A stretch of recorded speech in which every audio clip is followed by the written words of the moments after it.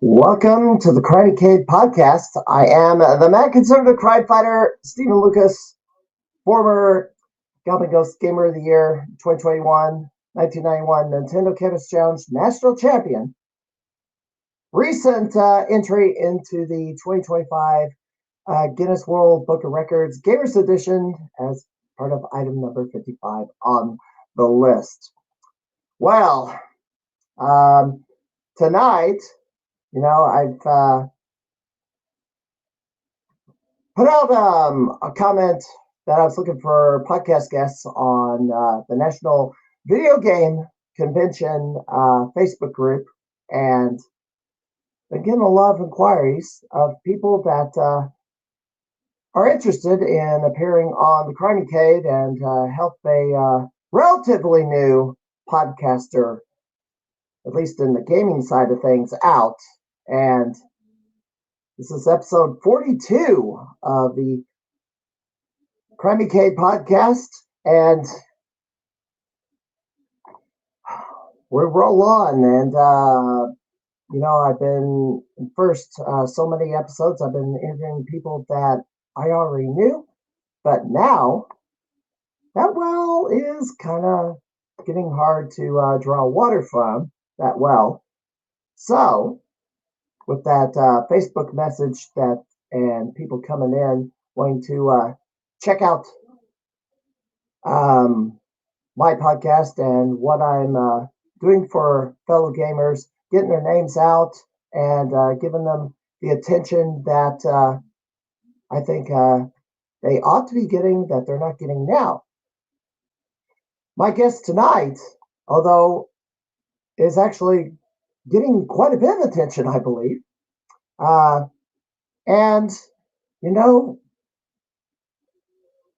I don't know if this is much of a stretch, but it kind of feels like my guest tonight, in some way, maybe the female version of me. I don't know how that's possible, but we'll explore that as the podcast unfolds. But let's pull this up here. This is the trailer. Well, the introduction. She is a collector. She's been going for almost a decade. Has 300 video game systems, 7,500 physical games, 22 video game store kiosks, arcade machines, 6 of them, maybe more. A ton of collectible items, and certainly decor on the walls of this game room. And my gosh, I thought I have too much stuff, but there's ways to get more and ways to squeeze out more.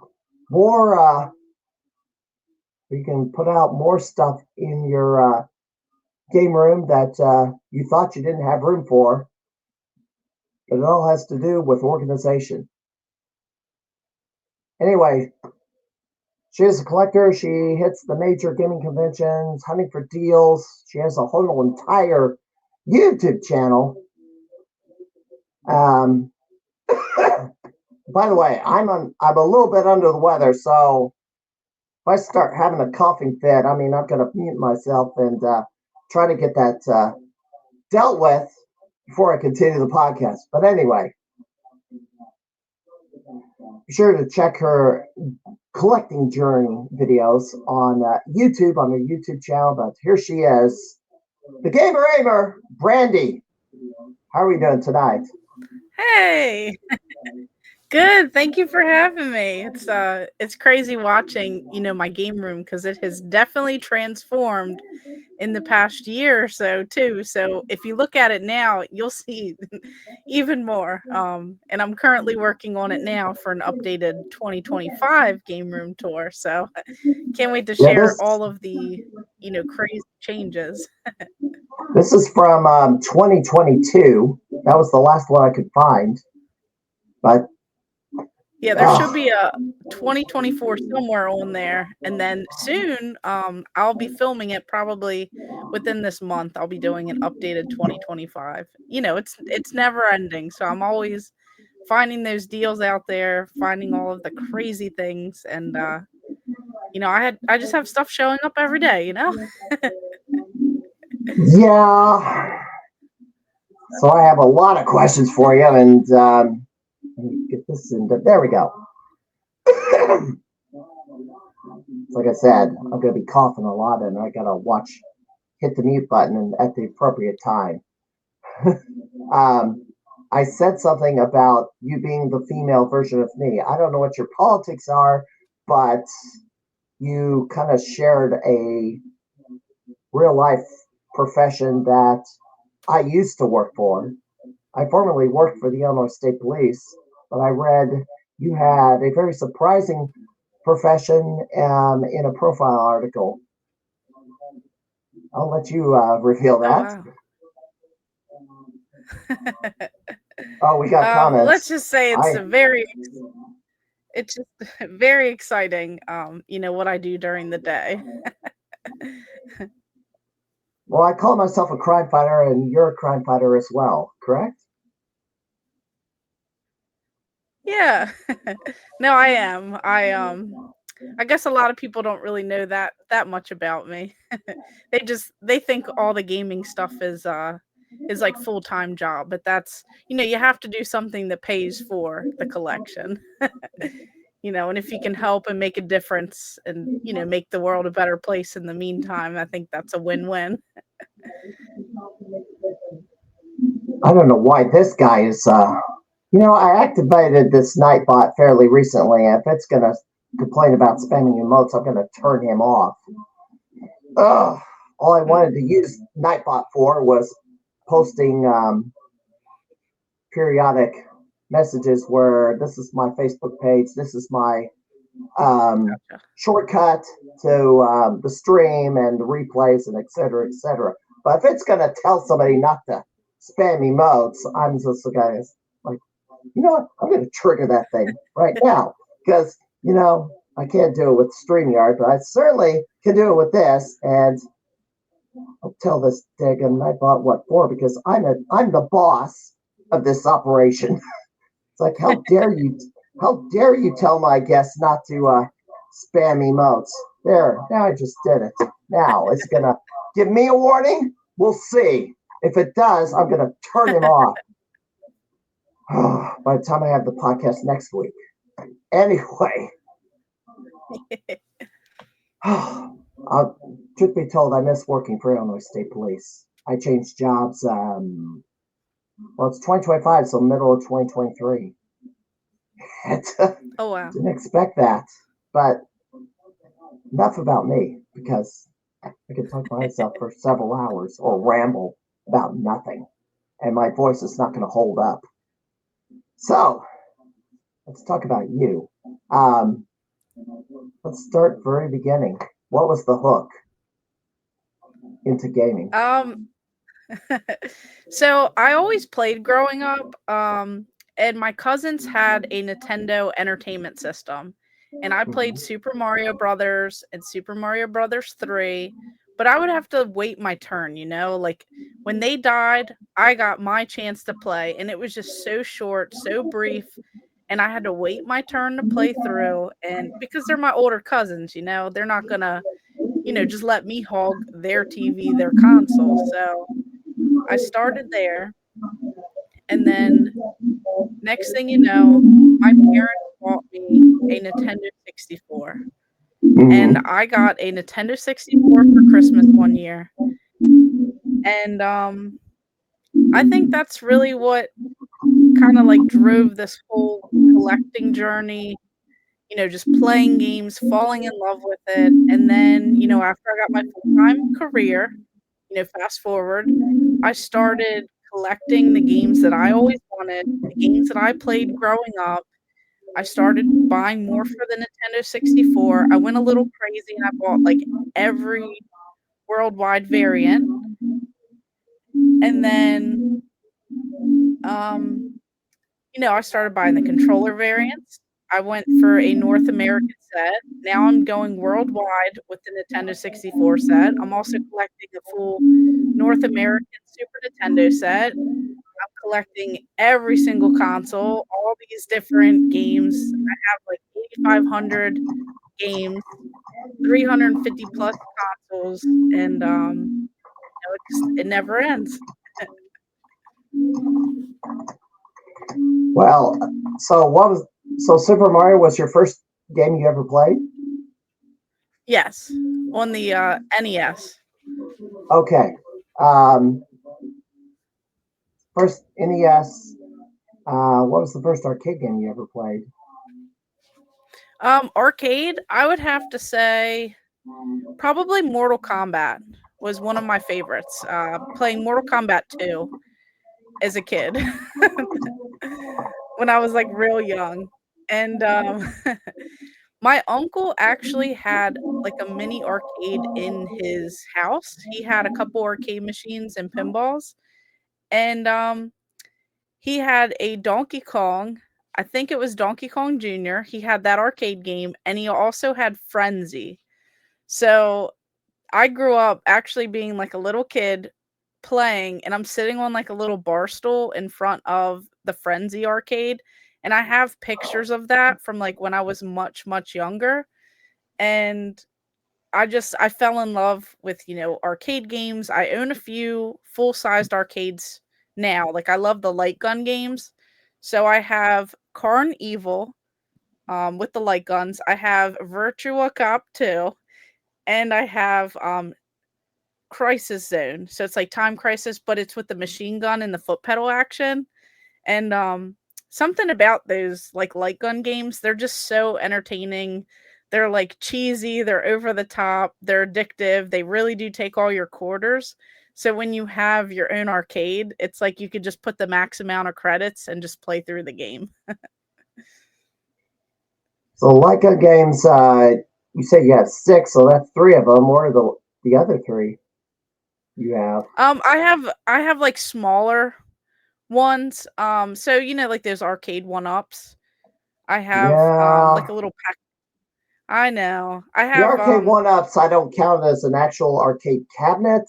It's basically consumer buys. I have a few of them, but I also have like five full-size cabinets that were. I know one's a multicade, but still, it's full yeah. size stand up.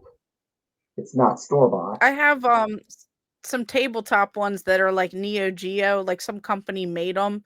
They're not Yeah, arcade one up. They're made by like a different company, not like way yeah. before them, and they have like Neo Geo games on them. One has like Metal Slug. It has like a bowling game, I think. Um, it has a bunch, but I've really only played like the Metal Slug. I love playing that one. Out of all the and there's like a couple fighting games I think on it too.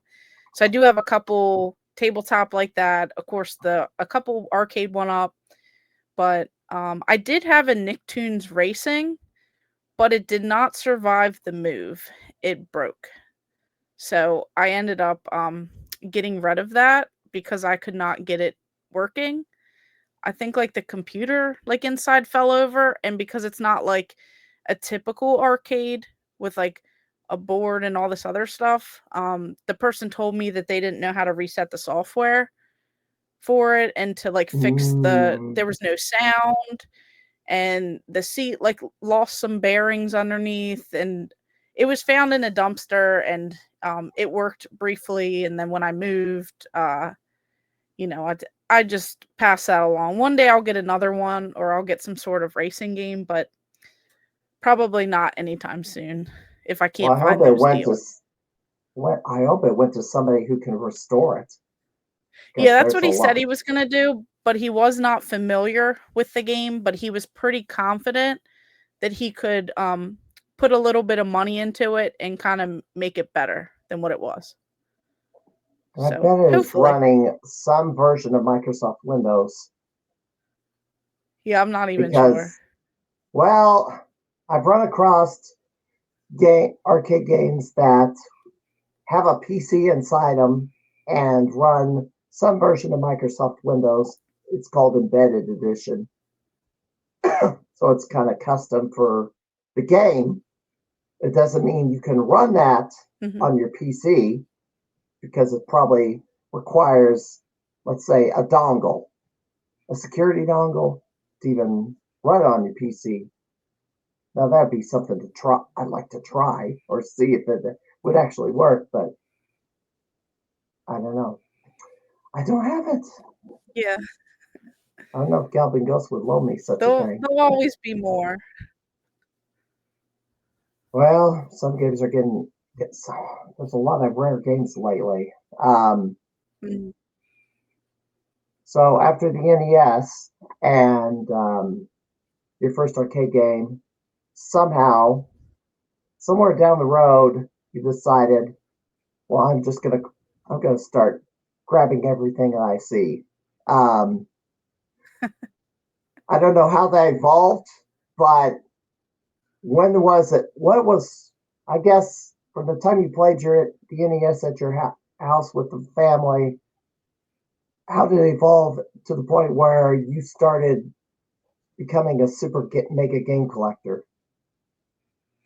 Yeah, so there was a huge gap in between. Like I played the NES, I played the Nintendo 64, I played the Sega Saturn at my cousin's house, but a lot of these were like at my cousin's house. Like they weren't always mine. The Nintendo 64 was mine, but like every other system wasn't really mine, but I still played on them. And then one day, my grandfather got me like a used PlayStation 2, and then my brother got an Xbox for Christmas, and I was so upset because I wanted an Xbox and he didn't even want an Xbox, us kids. And so I ended Traded? up getting one the next year, and then I just fell in love with gaming. I bought myself a GameCube.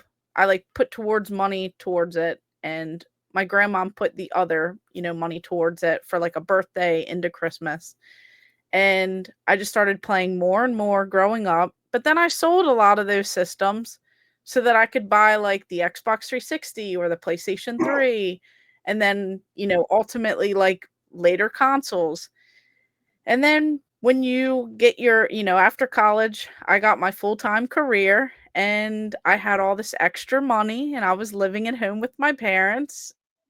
And I just went into a little flea market and I saw all these retro video games. I saw a bunch for the Nintendo 64 that I grew up playing, some that I wanted when I was a kid, but I never got. And then I found the Super Nintendo, I found the Nintendo, I started buying games for those. Then I wanted the Genesis.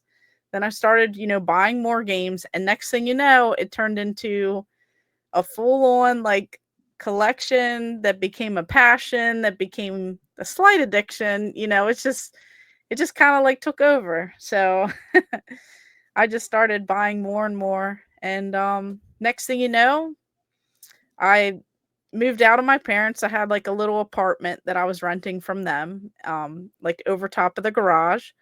And then I started saving and looking up, houses. And then I bought my house to fit all the video games. And now I have a toy room. So this room is actually like my toy collection because I couldn't stop at just. Oh boy, we froze. I'll give her a moment. Well, we got a connection problem. We'll get her back in a second. Let me know when you're able to return. Well, I know there was the stream had some issues here. Hold on. Brandy's having connection problems. I don't know what's going on. She's still frozen at this moment. Well, while we're waiting for her to fix the issues, I'll go ahead and take a quick break. I'll reach out to her and we'll see what's going on. Stand by and we'll be right back.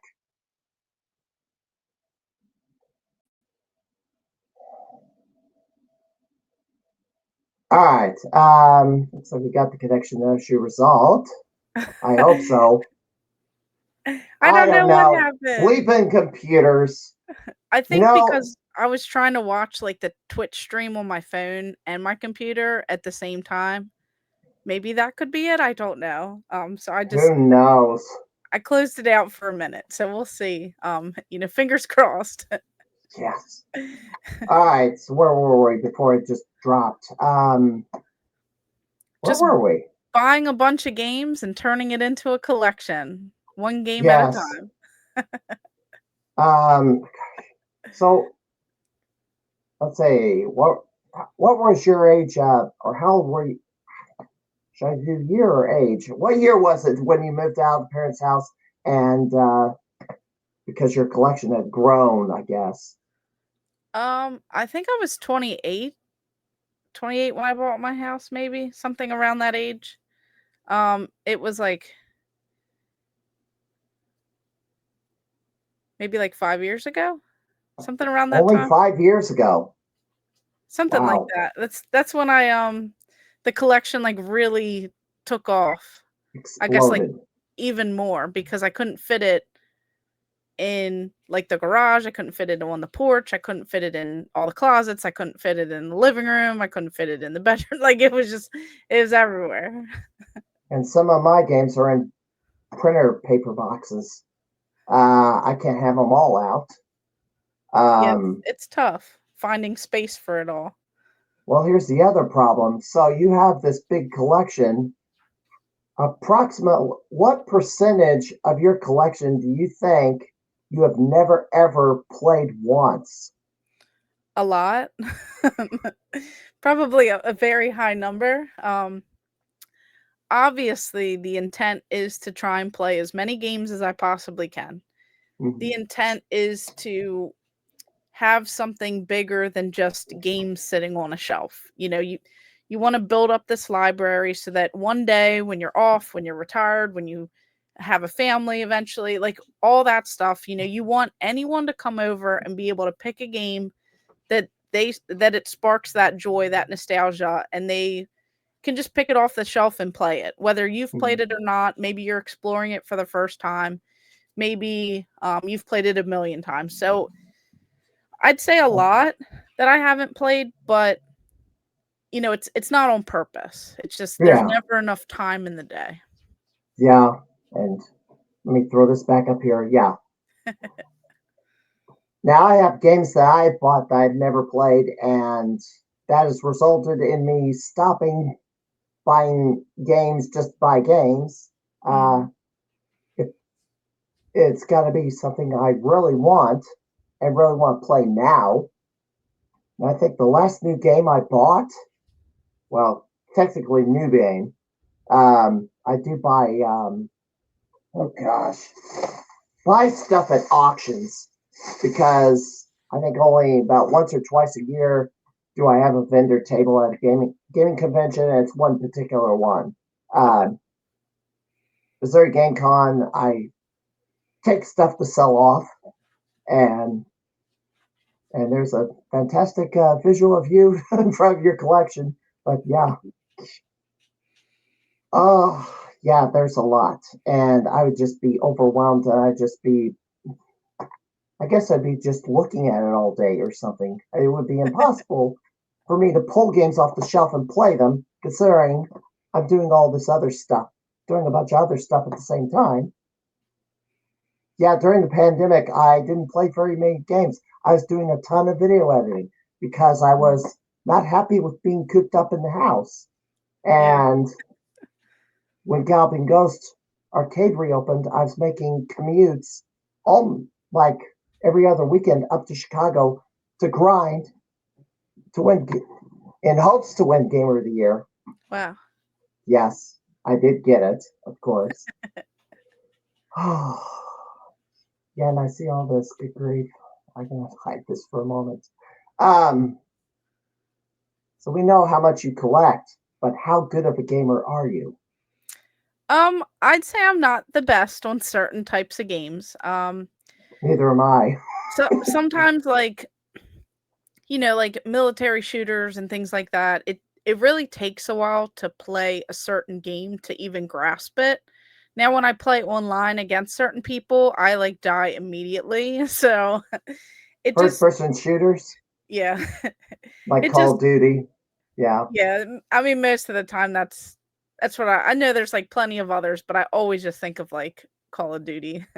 Um, but it's just something that, if you play the game as much as you can, you kinda get, like, okay at it, but I feel like that's not my strong point. My strong point would have to be, I'd say, like, fighting games, so, like, Mortal Kombat, Street Fighter, Killer Instinct, really just any, like, fighting game, Marvel versus Capcom, depending on certain characters, you have to, like, learn their move sets and things like that. Sometimes you can button mash. It really just depends on the game and, who you're going up against and what characters they pick, So sometimes there's, a decent amount of strategy, but sometimes I do get a little bit lucky. Um, and I'm pretty decent at those. I like racing games too, especially like the arcade racers. I just bought, it's not like new, but it's for like the PS4 and I intend on streaming it. It's like, I think it's Hot Shot Racing or something. I'm excited to play it. It kind of gives me that like 80s vibe feel to it just from what it looks like. Those bright colors, that like not defined car, like not like realistic at all, but like, has those like hard lines on it. It looks kind of cool. It looks like one of those like nostalgic back in the day type of, racing style. So I'm excited to play that. And I like those like retro inspired games that are newer, where they have like better reaction times, better Yeah. handling, and things like a little bit more, I guess, honed in. And I do like shooters, like shoot 'em ups. So I or like the space shooters from like, back in the day, and Yeah. I always love those. And when I play on like my Vectrex, I like, games like that just there's vector graphics and, it's just fun. So I like to do a little bit of a variety. I'm not really like a real time strategy or like a turn based strategy or as much RPG just because I don't have the time to dedicate like 80 plus hours, 100 and some Yeah. hours just to even make a little dent in a game. So it's, I love those games, but I don't have the time. So I like the quick pick up and go. And if you haven't played in a little while, you don't forget where you left off. You can just pick up anywhere. Which I call those short bursts. Yeah. Um, and that's my situation. Although this weekend, gosh, you said you're into fighting games. Nice. Do you think you would have you participated in any fighting game tournaments? No, I haven't. I would definitely have to practice a lot. And, if I was going to compete into anything, I actually one day do want to go out to the Galloping Ghost. I've heard amazing things about it, and I'd love to go out to like different states, different arcades, different things like that. I've been to quite a few like conventions and I've traveled a bunch of states, but I have not been there yet. So that would be really cool. If you go to Galloping Ghost, Mhm. as a former Gamer of the Year, I recommend to you that you'll need about 2 full days, going on three, to get the for a first time visitor. Okay. Because right now the arcade has gone over the 1,000 game mark. It's Wow. now saying, I think it's at 120, 120, 125, or 1,025. And they're out of space, obviously, but Mhm. they still unveil a game, a Nice. new game every Monday. Where they put it, I don't know. They're talking about adding a second and third floor to the building, which is right now it's just one giant strip mall. Wow. But it's crammed, and right now they put two arcade boards in the same machine, so on a switcher. They Mhm. tried to break those up when they had an expansion, but they quickly ran out of room. So now they got a new problem: is how do we keep adding games when we don't have any room?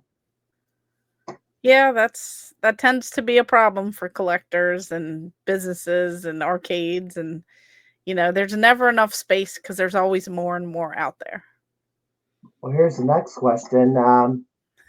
You have this collection. I haven't even really dug into this because I got questions written out and I'm just winging it off the cuff so far. But how long has it taken to amass? Well, you said you moved into a house 5 years ago. So how long has it taken to amass the amount of games that you have now? I started collecting just a little bit in 2015. I'd say that it definitely ramped up a few years after that. Um, so we're I guess we're getting close to 10 years, but not quite 10 yet. So you're gonna have a 10-year anniversary stream soon. Yeah. You're gonna have to do one. You have to do it live. I know. And then, when I created a YouTube, that was in 2018, and I only Yeah. had like a little, I guess, not a full living room full of stuff. So it wasn't even that much stuff. Yeah. It really took over. In your videos right now, you got 17,800 some odd subscribers with near 2.9 million views. Yeah, I'm almost to the 3. I'm counting down. It keeps updating me. It's like 60,000 more views, 50,000 more like every, you know, so often it updates. I'm trying to get to 20,000 subscribers, and then I'm trying to get to the 3 million views mark. I'm Um, close. and I've been around a lot longer, but the wrestling content didn't generate anywhere close to that amount. Yeah, it's crazy how the algorithm works, and for like the first several really like most of the years that I did YouTube, I did not know what I was doing at all. It's really like I had no idea at all. And now I'm starting to figure out a little bit more, and I'm feeling more comfortable on camera, and I watch some of my old stuff, and I chuckle a little because I was so nervous or so shy, or you know I didn't feel as comfortable. So Not um comfortable in front of a camera or comfortable doing videos. yeah, I think just my problem is outside of the cameras. I'm way more animated. I'm over the top. I'm loud. People say I'm like the loudest person in the room. I don't have an inside voice. I'm always making people laugh. And then the second you turn on the camera for YouTube, I get into like teacher mode, and I Mm-hmm. start like telling a lecture. And I'm trying to get away from that and show like my true self. And that's always something that it grows over time. And I think when I'm at conventions and stuff, you see it a little bit more because I'm around people I feel comfortable with. I'm around friends, we're laughing, we're having a good time. And, I think it's starting to show just a little bit more in videos. So I'm hoping that, it just continues to grow. Speaking of conventions, and I'm jumping ahead, are you going to Midwest Gaming Classic? I definitely want to. I'm not sure if it's gonna happen this year. I intended to go last year, but then my HVAC went up and I did not have any air conditioning in the house, so Oh, I had to pay cash, to get those deals on a new HVAC inside and outside unit, like the big thing. And luckily I knew someone, a family friend who does that. So it was either spend the money on travel and stuff to Midwest Gaming Classic or have air conditioning. So I had to choose the grown up thing and, get a new HVAC unit so that all my games and stuff wouldn't melt. And, you but they were know, in the basement, weren't they? yeah, it was a little cooler, but when you go several days without air conditioning, the basement started to get hotter. Like Yeah. the heat started to like, it felt like stagnant, that like nothing was moving around. Like it just kind of felt like it was warm. Um, and then the Oh, upstairs, like where I'm at now, like the toys and stuff, it started to get real hot in here. And Yeah. I have some of my newer consoles and stuff in here, and like my computer set up, and then I have all these boxes and cardboard, and you worry about that stuff if it gets too hot, and you worry about things if it gets too cold. Well, they would. Well, it depends if they're powered on or not. I mean, if they were just sitting there and it's just 90 degrees in the room, don't think they're gonna. I don't think they're gonna suffer too much. But if they were actually running, they're Yeah. powered on or something, then I'd worry. Yeah, and I know how that is because I've had a slug crawl on my fairly new air conditioner and blow out the capacitor, and then Oh no. and it was above between 90 and 100 degrees outside and humid, and that was no fun. Oh no. No. Uh, yeah, and the streak I've gone to Midwest Gaming 20 in a row, Wow. and which is about almost the entire existence of it, except for year one. So this is going to be number 21. So we'll get back to the convention stuff in a bit. Since we talked about having to pay the bills, we had to pay for a new air conditioner or repair it. How do you amass the resources to buy all this stuff? That's Okay, the real question. so this is like my favorite part. So I do not pay like full retail value for these items. I hound Facebook Marketplace. I still look on Craigslist from time to time. I go on like OfferUp. I go on all these apps and I find deals. On eBay, I'm bidding in like the last 10 seconds, to try and get something for way under, value. If it goes above it, I stop. I don't want to bid. I don't want to like, just that like FOMO, like fear of missing out. I don't want to, overpay for these items. I wait for the deals. If there's like this crazy rare item or kiosk or standee or something, I'll wait because I know that I'll find it for a better deal. I find stuff on clearance. I just save up for like little things that I want, and I have like a mental note of things that I want to add into the collection. And then when I go to conventions, I make deals there. I do bundle deals. I pay with cash. I try to, just make connections with people, different game stores I go to pretty frequently. They call me if they get in, weird items that they don't want. And then they give me like contact information of people with like bigger items like kiosks. And sometimes I'm in the right place at the right time. I drive past a dumpster at GameStop and there's a kiosk out there and I just load it up in the car and keep on rolling. So it's pretty crazy. Yeah, this has been, speaking of GameStop, you've probably heard that a bunch of these stores have been quietly closing Mhm. out the wazoo. I have a GameStop gift card, and I need to go out to my nearest GameStop and spend the entire wad because I've had it for a few years and I've not used it. Oh no. Well, I have restaurant gift cards as well that I haven't used up either, but I don't know. That's become. Yeah, I've not used the GameStop card because there hasn't been anything that's been vital that I needed to get. Mhm. And yeah, I'm walking through game conventions and hardly spending any money either. Oh no. Well, I No, I don't like call it oh no because like I said, I have stuff I've never played. Now, what I have been spending my money on is gamer decor and okay. Hobby Lobby, for example. Um, has discounted a bunch of stuff. Well, gamer Mhm. decor to make room for the next wave of it. Kind of unexpectedly the day after Christmas, so I ended up having to run in there and grab the items that I was waiting for them to go on clearance, but I didn't expect it to be that quick.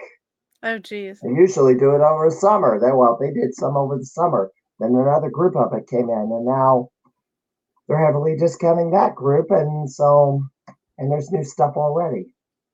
Yeah, I've gotten a bunch of decorations and stuff from there too. And then I go to like TJ Maxx, Marshalls, Home Goods, and they also have like little trinkets like Mario lights and the shell and the question block, and they just have like a bunch of like, I don't know, Nintendo or Xbox or PlayStation lights and signs and just little DJ decorations. Maxx, because I don't think I've ever seen any of that. But then again, maybe I haven't gone into it lately, Yeah, or especially maybe around the holidays. mine must be crap. I guess I live in the city I live in. I mean, there was rumors of it selling a full size Namco Wow. multicade years ago, but not my local one. Oh no. Red Bull had those Pac-Man kiosks too. I never Mm. seen one around here. It's the big cities that get them, the major media markets. I never got to see one. Yeah, I've And seen pictures, not in person though. so you got so look for deals. You also have you got merch. That's another thing you have. I there's a lot of streamers that don't have their own merchandise, and you got a whole merch page. Yeah, most of the time. So at conventions, if I set up, I just give away free stickers and pins and buttons and all that. The only thing that I guess occasionally will go is like a t-shirt, and I really don't sell that much, to be honest. I don't advertise it. I just kind of let it be there, and Mm. I don't expect anything, It's I mostly give away stuff for free, which is like, bad business. I buy all this stuff and then I just give away all the stickers and pins and keychains and coasters, and I have a bunch of stuff at conventions when I set up, and I'm just like, There free, it take is. it.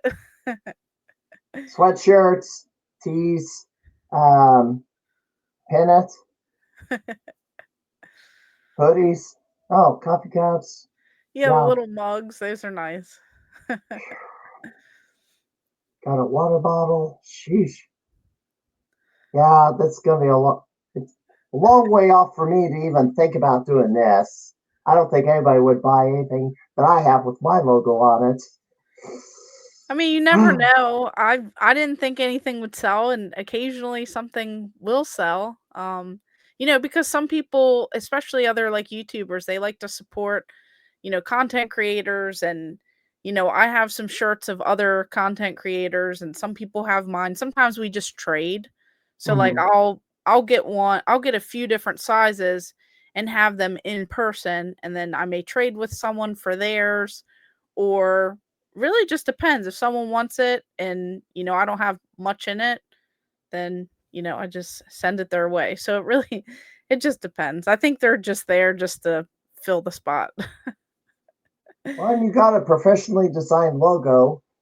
Now we just need to put a channel trailer on your YouTube channel. Yeah, I know. Because if you click over to videos, like I'm curious what even, or home, I'm curious what even shows up.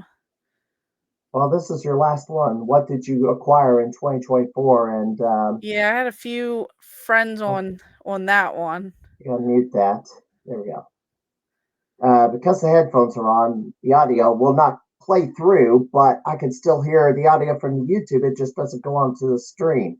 Mhm. But that looks like a Hot Wheels. Yeah. PC. Yeah, I got that. I actually did not pay a lot for it because the collector, he was downsizing and he wanted it to go to someone who was not going to resell it. Mhm. So he actually cut me a really good deal. Instead of paying, a few hundred for it, I got it even a little bit less, and those go for over $1,000, which is Yeah. crazy. Yeah. So And you had a whole and this was kind of a semi tour of your the basement. I guess the yeah, this is basement. like a more updated look. Like I kind of changed. I have a KB Toys cabinet now, um, and like the original store display like cabinet. So I moved that where that GameCube kiosk is behind that Hmm. standee. So I've definitely added a little bit in the collection, over the past couple years. How many of those stand-up cardboard things do you have? A lot, too many. Too I many. probably have, like, from the little sizes to, like, the big sizes, I'd have to say more than 50. I don't know if it's quite 100. I have a lot. Some of them are broken down, and Mhm. tucked away in a closet just because I can't fit all of them. Here's another thing. Do you have a storage unit for some of your stuff? No, I vowed that when I had a collection, I would never put any of it in a storage locker. Hmm. I wanted all of it to fit in the house, and then when I filled up the house, I would get a bigger house. Or Uh, build rooms onto your house? yeah, there's not much land. If th they're like it's a bigger house, but, like, smaller yards. Hmm. So if I do get another house, well, when I get another house, because it will happen, um, Yeah, you know the move is going to be real fun. yeah, I don't this know was how a much help you. nightmare. Just I don't know just how much moving help you'll this. have. Yeah, that's something that a lot of people dread. Um, I'm not looking forward to packing it all up and moving it again. Well, I don't want to move either, but when I retire, I'm looking at moving to Tennessee, but Okay. who knows? Um, Although I don't want to have a longer commute to Galvin Ghost, that wouldn't be too thrilled. So maybe I'm going to maybe look at Iowa but I don't know. It's I got 4 years before retirement. Now I may not retire. I may just keep working just Yeah, you because never know. I may be too bored anyway. So the revenue, yeah, oh gosh, and I wondered if he was going to crash the stream, but he just crashed the stream. This this this little boy got to go to the vet today, and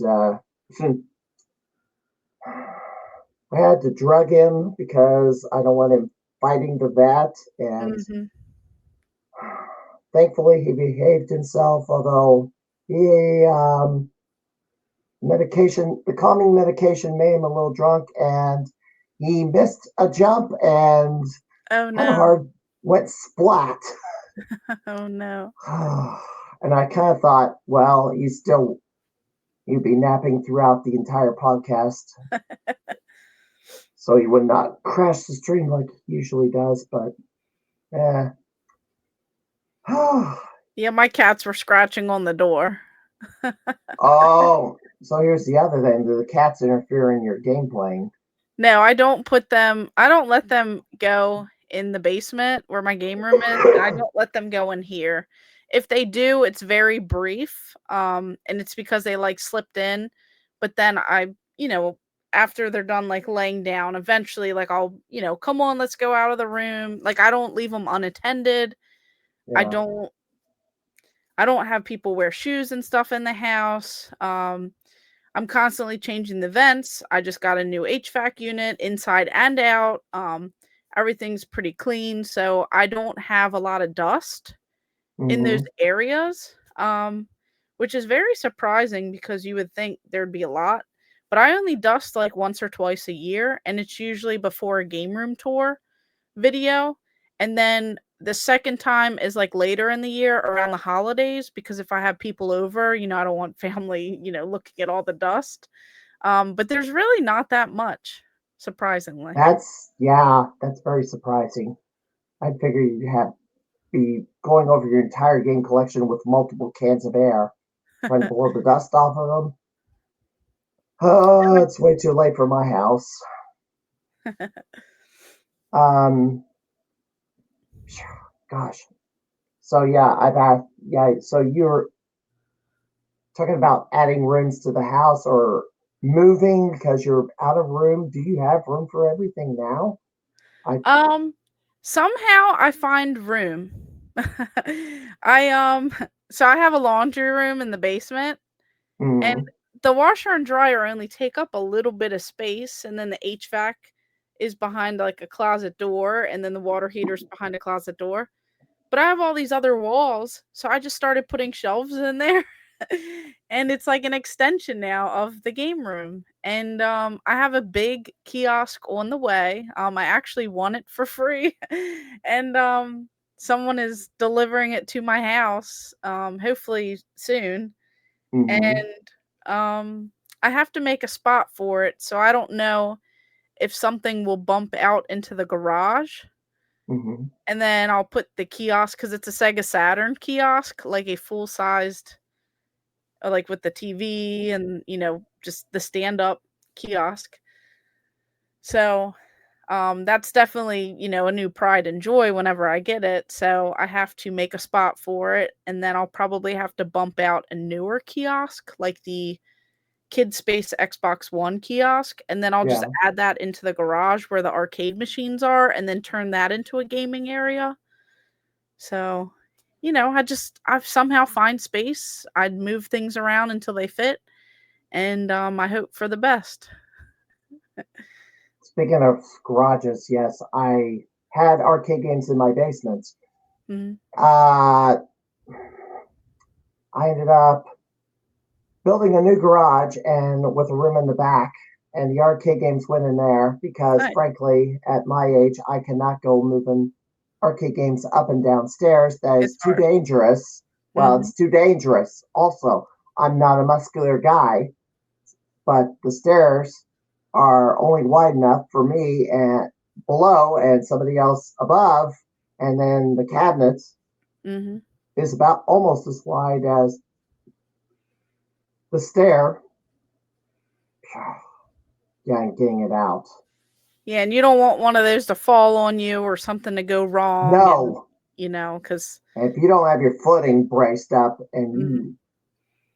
if you're not prepared, one slip in, you're done. Mm-hmm.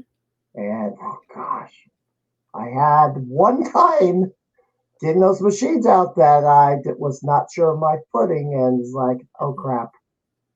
Thank goodness the person holding the dolly on the top end held it or steadied it for me to get my footing back. Oh no. Anyway, yeah, and I'm trying to find a pinball machine, and it's like I don't want to spend 5 digits to get one, Mm-hmm. but by the time I see something on Facebook Marketplace, it's already gone. It doesn't even last a few minutes. Yeah, you have to be really quick. I was told within like 3 minutes you Yeah. have to message someone. So Well, the other usually, problem is getting it to your place yeah. and going after it. I don't have a truck. I still have my original. I have a Prius, and then the Geostorm I won 33, yeah, 33 years ago. Okay. And this cat is almost fallen over because he's still drunk and about to. Cody, what are you doing? Lay down. Oh, you should have just stayed on the couch. Yes, this is one item in my collection, but this is like there's only so many of these. Wow. Let me zoom it up. The cat is on my lap. So if you didn't know, Very I'm cool. not. Yeah, if you didn't know, I was the 1991 Nintendo Campus Challenge national champion. I still have my trophy. I'm gonna put the cat on the That's floor great that you for kept you. it too. Yeah, well, I kept everything. This is my trophy, Wow. one of one. And I've already decided who's gonna have first dibs on it. Um, it's gonna go in the museum when I'm gone. No, I That's agree. I uh, agree. Definitely needs to be on display for people. That's This has that's not kind left of the house, by the way. This does not leave the house because I'm afraid if I take it to a gaming convention, it's the risk of breakage is too high, and I yeah. don't want to do it. I've taken the little thing. Well, I've taken this Mhm. out once or twice, but no, I prefer to carry around a championship belt instead. I don't have a Nintendo Championship belt now. The Galvin Ghost belts I've taken to gaming conventions and still do, although I'm not a current champion. But yes, I kept everything tied to the campus challenge, and it's probably a good thing because I'm probably the only one who has all that material, except for the actual game cart. Yeah, there's only one of those left, and I had the guy who owned it for a bit on this podcast so many weeks ago. Mm-hmm. The person who has the world record on the 91 turning cart, Paul Tessie's been on the show, and he's like eclipsed 26 million on it. Nobody thought those scores were possible back then. Wow. Back in the day. So, yeah, preservation is going to be a big deal, and you're doing your part, actually, preserving all this gaming paraphernalia that may get lost to time. Yeah, because most stuff was just thrown out. Like, I'm shocked that you still have that, because most people, they clean stuff out, they throw it away, they don't think it's important, their parents trash it without them knowing. Same thing with kiosks and store displays. Stores throw that stuff out, they get rid of posters, they swap it out for something else, it ends up in the trash, ends up in a dumpster. So like the prototypes and stuff that I own, things like that, I try to keep everything like in really good shape, and the goal is to not have everything in my house forever. The stuff is meant to be played, it's meant to be seen, it's meant to be educated on. So those are my goals in the future. I don't want everything to be stuck in a house. So I'm hoping one day none of this stuff will be in here, and it will be somewhere, something that I put together or something that someone else has. Like, I'm hoping that, it's just, it all donates. Boom, all of it just out of here and where it needs to be. And there's a few gaming museums, the National Video Game Museum in Frisco, Texas, which I did go out down there and met Gary Kitchen, who happened to show up there. Wow. Yeah, just out of the blue. Didn't know he was coming. And then I got the first look at Keystone Capers 2, the game that never was. And he's up here again. Ah, God. Somebody in California is trying to amass or get a gaming museum set up in the near future. He has offered to buy my Geostorm, which I may sell to him sooner rather than later, although because that car had issues running, and I was afraid to go anywhere with it for it stalling out, and we finally figured out why it was doing that. Stuck valve. Oh no. Or that kept sticking after it was ran a while. Annoying, but it's working better, but I'm not going to go driving cross country with it. Speaking of the collection growing so big, I know I saw a video about when to let stuff go. When is the point where you sell off stuff, and I guess to raise money to acquire your next big acquisition, I guess. That was like a helpful tips video for people who feel that way. I won't sell anything off. It's a little bit misleading, I guess, the video title. It's not necessarily clickbait, because I do talk about that in the video, but I personally won't sell or let things go. I'm not a reseller. I don't, everything that I've ever bought is still here in my collection. I hoard things and I keep things and I get attached to them and I can't let them go.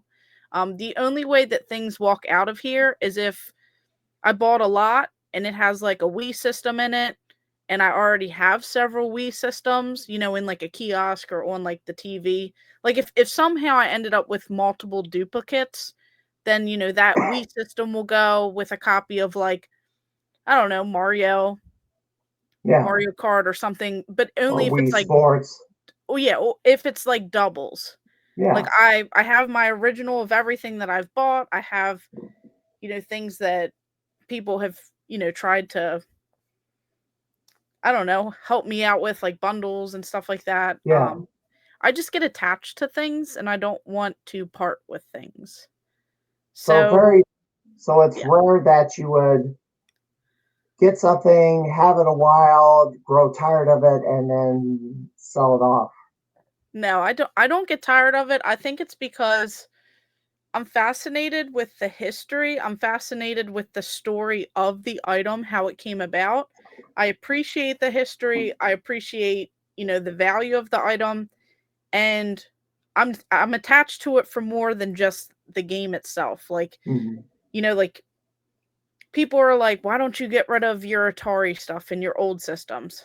You never grew up with them. You never, really played that growing up." And I'm like, "Because I have appreciation for it. I bought the systems. I got a chance to play it a little bit. I appreciate how it shaped the gaming culture. Why do you Yeah. have all this Magnavox Odyssey stuff? Why do you have the store display lights of Magnavox Odyssey? Why do you have all that stuff?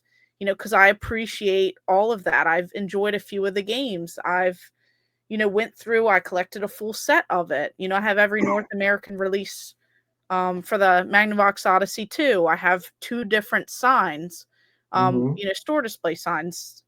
Just, people are like, they just ask, like, if you're not, I don't know, like, if you're not attached to things, and I am. Like, I appreciate the stuff and the story behind it of, traveling several states away, in the middle of the night, going to pick up one of the signs and, finding it on Facebook Marketplace and messaging the person within 3 minutes. And, like, for instance, I have, it's the only known one out there that's still sealed. I saw on Facebook Marketplace listed for $70. It said Nintendo on a cardboard box and it said Mike Tyson Punch Out. So I messaged the person and I said, this $70 is either going to be a scam or this is going to be a really good deal. It's the original Mike Tyson's Punch Out store display standee, that cardboard standee in the original shipping box from Nintendo. Never opened. The top has never been cut. It's completely sealed. And I know plenty of people that have the Mike Tyson standee, and I've seen them go for thousands of dollars. Well, someone offered me $10,000 for that box, and I said no, because to me it means more. I found this amazing deal. This is a piece of history. If you know about Mike Tyson, he's just everything. And this game was so amazing back in the day on the NES, and it's one of Mike Tyson's top favorite items ever, and he doesn't have a sealed one. He made a post or something, an interview, and it was listed as one of his top 10 favorite things, and that was that standee, that 5'9" cardboard standee. Hmm. So to me, that's like priceless. I'm not going to sell it. I don't want to. I think one day, if I can get it on display somewhere, or something that I put together, or mini museum that I do, or something of that nature, like that would be the intended, goal for it. I don't want to sell the stuff just to make money. Like, I'm not in it for the money. This could all tank tomorrow and I wouldn't get rid of it cuz I like it. So, Have you ever considered opening a museum? um Just I, I don't want to like talk about it like too publicly, because, people, they always try to crush your hopes and your dreams and stuff like that. So, but there is a bigger purpose at some point. Like I said, I don't want it all to be in my house. So hmm. everything is working towards other steps. Okay. So Like the if guy in California. The yeah, guy in California wants to acquire stuff because open a museum in California. Although, great, the whole state's on fire. I know it's I, really sad. I, it's a real question: is how much gaming stuff got taken out by this, I know. and there's hard telling. I don't even know where the yeah. Because like Hollywood and stuff, and you think of all like those famous people, and they lost everything, and people weren't taking everything. So what valuables did they have? Were any of them collectors? Where I saw some guy, I think he had like a bunny museum, not Hmm. with real bunnies, but I think like maybe it was bunnies or something, and he collected memorabilia, and he was in tears because he lost 40 years of collecting worth of stuff in his mini museum. So like, just and how many places are like that. So Yeah. it's just it's heartbreaking. I get, at least everyone's safe and people got out, but some people didn't make it out, and some people lost everything that means something to them. And I get it could always be worse, but it's still heartbreaking regardless. Right. So Um, so speaking of, gosh, you have all this physical stuff. The trend has been companies are wanting to get away from physical media in favor of digital downloads. And, you know, there's been some games that didn't really, I guess they don't want a repeat of the ET landfill. hmm So companies, while they're spending tons and tons of money, gosh, 9 digits on developing a AAA game, some of them don't make their money back. Some flop and some flop hard and leave a, I know, several mile crater in the earth because of how bad they flopped. You as a collector, if physical media existed of one of these flops, and I guess the one that got all the attention last year was a game called Concord. The game was live service for only a couple of weeks and then they shut the thing down, but there's physical copies of Concord floating somewhere. hmm Um, is that a game that you would even go after? Is that an item? Well, it's nothing, no better than a paperweight at this moment, but would you collect copies of Concord or other games that failed so badly? Yeah, I would. I actually almost picked it up. A buddy of mine has a copy, so I have to go pick it up from him. I want it for the history sense of it.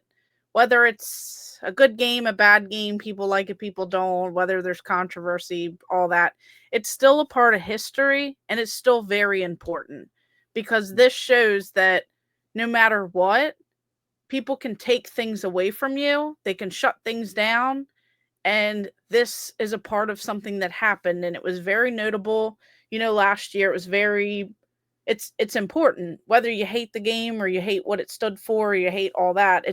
It's a part of history. It's important to have, and you can't wipe away every single physical copy because you can't delete, you know the past. You can't delete that history of it happening. And I think that's important, why we should keep these physical games. You look at movies and things like that, and they change certain things, they censor certain things, they cut scenes out, and unless you have that physical version or something, um you know to show like the history of it, it's lost. And how many games? Gosh, there's a site called delistedgames.com. Mhm. There's a couple thousand titles listed on it. Whenever when a console gets retired and they close their online store, Nintendo's closed. Mhm. We had an online store, it's gone. Wii U had an online store, it's gone. Now it's in favor of Switch. The 3DS had the Mhm. same thing, it's gone. Xbox, PlayStation, same deal. Um, how do you preserve? I guess how do you preserve games that only are available digital that may never be offered again?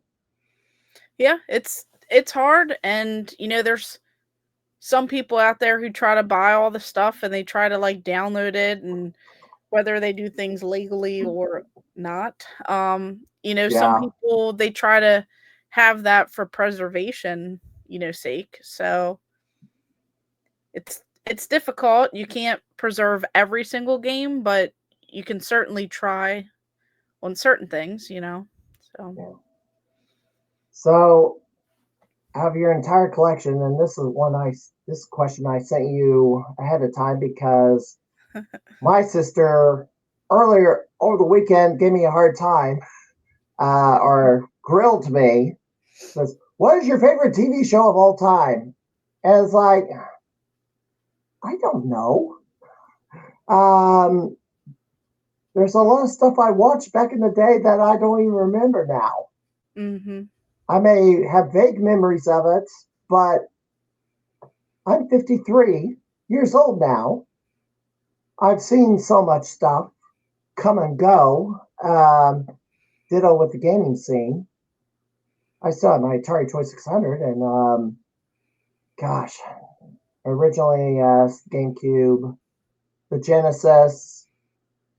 Although I don't have the current generation systems because it's like at a certain point I just stopped because all my attention was classic arcade games. Yes.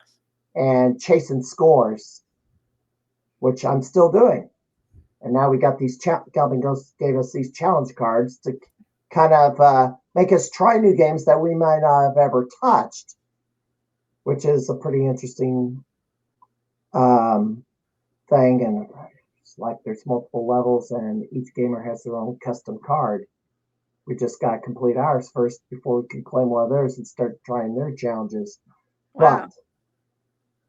But picking one as the favorite, yeah, I can't narrow it down to one. I've played so many different games. There's such a variety. There's new games that yeah, Galvin Ghost unveils a new game every week, and it's like it gets attention for a while and for a couple of weeks, and then they move on to the next game. But if you got stranded on an island and you could only have one game to play for however long you're there, maybe forever, out of your entire collection, what would you select? So I thought about this because I wanted to think of it from a logical standpoint here. And I know I love a variety of different games, and as much as I love Mortal Kombat, I just tried to think of it as something that could be practical and something that I'm super nostalgic for. And this may change on any given day. But for the past couple days, I have been set. I would have to say any of the Tony Hawk Pro Skater games. And this is why. So, this is how I cheated the system a little. Not only do you get to play a game, you get to listen to music. The soundtrack that's on the games. Those were like staple songs, that like rock music, it gets you pumped up. So if I was stranded on a desert island and somehow we had a TV, I could crank up the volume and I would play Tony Hawk Pro Skater, listen to the music too, so you kind of get like a 2-for-1. It's not just, playing the same fights over and over and over and over again, which I would be okay with, playing Mortal Kombat or something like that. And even like Mario, I thought about it too. I feel like Tony Hawk Pro Skater, I could get the replayability. They have create a park, create skaters. There's different places. You could change up your high score. You could constantly, try and get a higher score. I grew up with those games. When I got my Jungle Green Nintendo 64 for Christmas, my parents got me Tony Hawk Pro Skater 2 on the Nintendo 64. And I played that game to death. Like, I played it all the way through. I beat everything. I replayed it. I played it at my cousin's. We played through the first game. We played, the third and the fourth on later consoles. And I feel like those songs, just hearing any of them, even to this day, I immediately think that song was in Tony Hawk Pro Skater 2. That song was in Tony Hawk Pro Skater 1.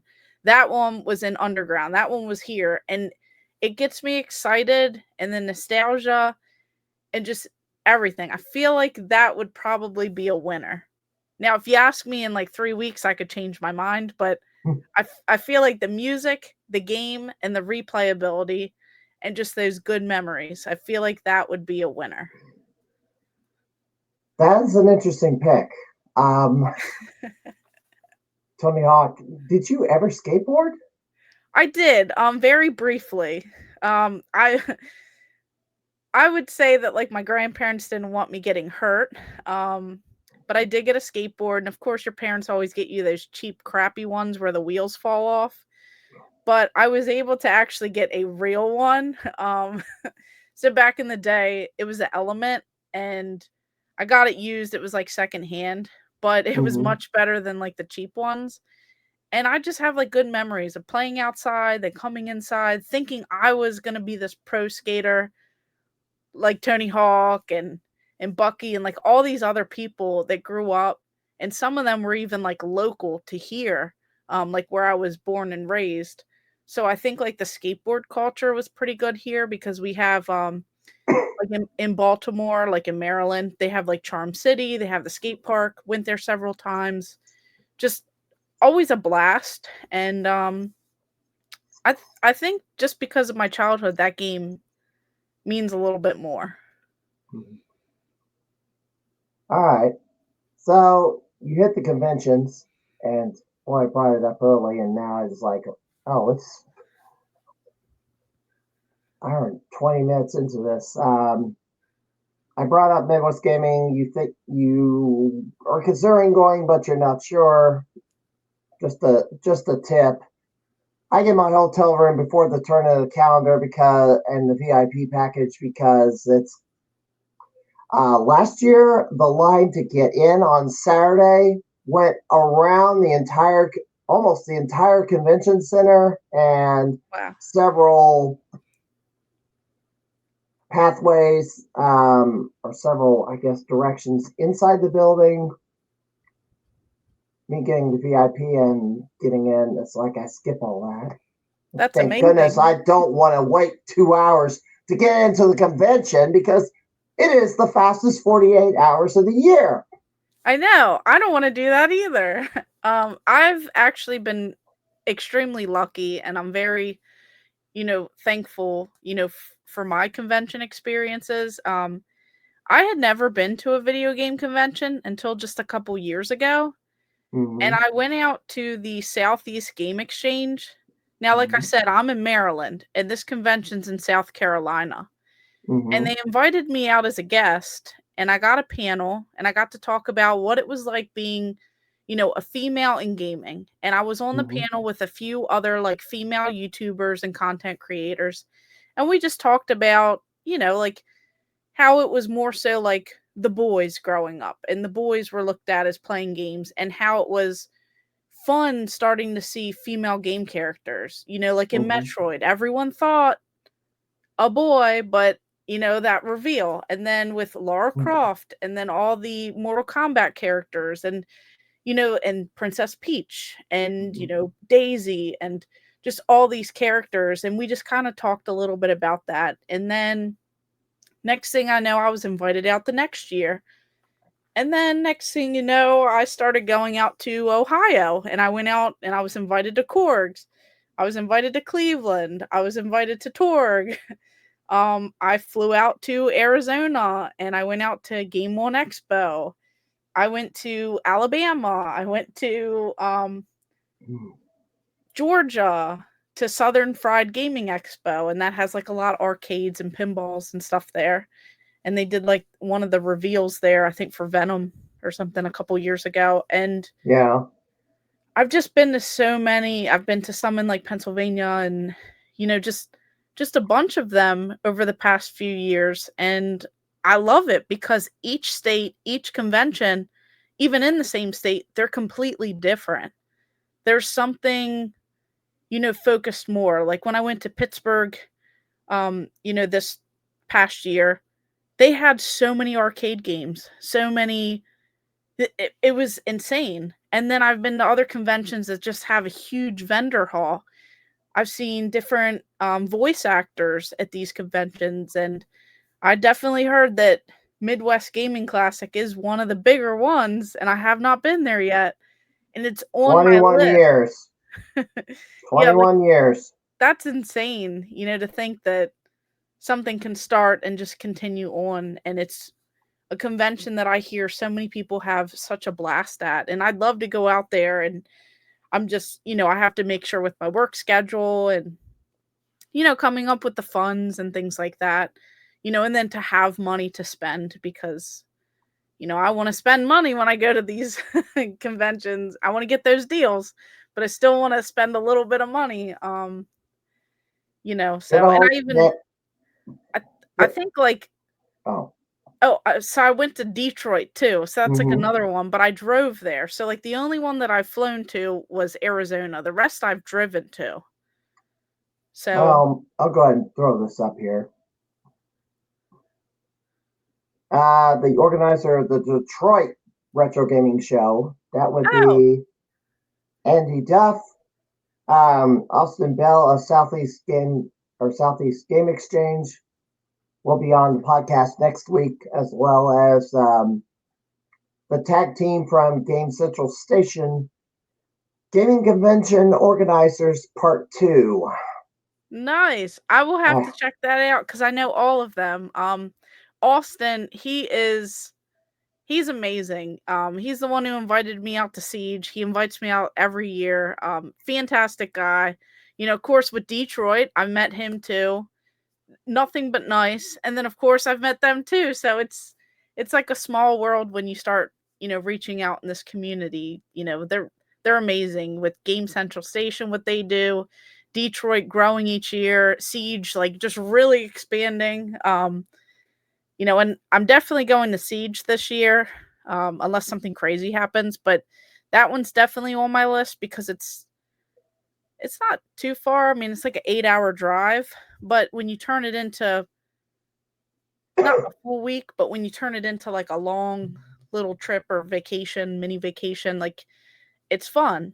And that's where a lot of my friends and stuff are going out. So it's, I'd love to go to all of them, but if only, we could all win the lottery and and afford all these things. I'd go to all of them. well, the Midway Monsters uh, clique, they seem to make every convention. Paul Niemeyer, Brian Colin, Tim Keithrow, whoever else is on part of that group. Yeah, I'm finding out where I find out about new conventions because they're booked on them. Yeah, Anyway, I've ran into them so many times at conventions. It's always fun. We've, been out and had food, had dinner, and it's always laughs and a good time. So it's a great place to meet friends and network and just have a good time. well, maybe you can get sponsored for the Midwest Gaming Classic. You just have to reach out to Dan Lucen for a future panel on, I guess, game collectors or female gamers or YouTube streamers. I don't ever have time to go do the daggum panels or sit in on panels because I want to look at stuff and get and Mm. play. Although, good grief, Midwest Gaming last year at the end of it, I had the blues. Oh no. I did not feel I had gotten enough because it's a daggum 48 hours. Yeah. Yeah, I may go in. And I wasn't even thinking about, well, maybe I should go to Chiffercon, which is the hacking convention, the 2 days before Midwest Gaming Classic in the same building. It's Wow. actually sharing one of the exhibitors, Guys, Games, and Beer, and maybe Oh a few yeah. other things. I guess that's one way to extend it to another day, but Midwest Gaming has resisted going more than a weekend. Pinball Expo actually expanded to start Tuesday and run all the way till like the end of the week. Wow. But then again, it was the 40th anniversary of it. Hmm. Chicago. I assume you have not been to Pinball Expo. No, I've seen advertising. I've heard about it. There's Uh, so many things out there. There's something I feel like going on every weekend, yes. just all Well, over. if I had the time, I could. But Mhm. um, Any interest in pinball? I do like pinball. I'd love to have a few pinball machines, but like you said, paying a certain price for them, I don't want to pay, like $8,000 for these pinball machines. So if I could find some deals, I'd love to have like a Super Mario Brothers one. They have a couple different ones. Um, my uncle actually had one of the haunted house pinballs that I grew up Mm-hmm. playing. I have pictures of that. Now he also had like a Playboy one too. I don't have pictures of me playing that one. That one was always covered. But I do appreciate them. There's a local place. It's kind of local.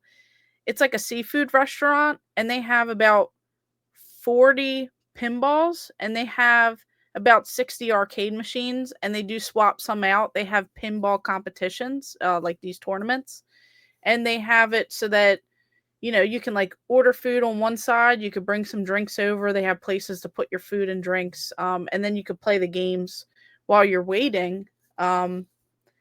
So it's a fun time. I do like going there. I'm not the best, but I'm sure it's something that with more practice, I'd get better each time that I played. But I do like them. I like how there's so many crossovers. I grew up with, you know, the turtle one, so Teenage Mutant Ninja Turtles, and then even The Simpsons. And, anytime I see those, it's like nostalgia, those throwbacks. And I'd love to own a few machines. And I just, I don't want to pay like $8,000 or a couple $1,000s for them. Well, you also have to find room for them, and they I'll take make up a spot. You'll make a spot depending, Yeah. despite how big they are compared to an arcade machine.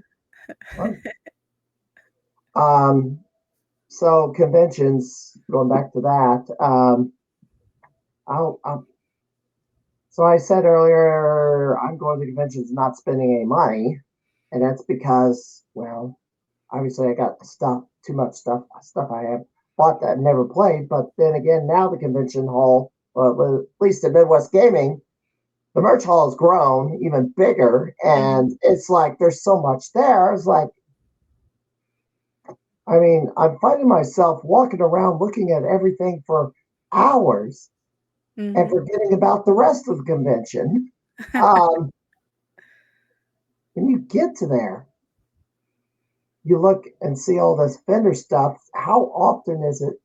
I guess, how do you get your mind off the vendor, get out of the collection mindset, and check out the other stuff in the convention? Well, it's always hard because if you get invited out as a guest or, a content creator, it's really hard, but you have to manage your time extremely well. So you have a few set things, like a panel on this day at this time that you have to host.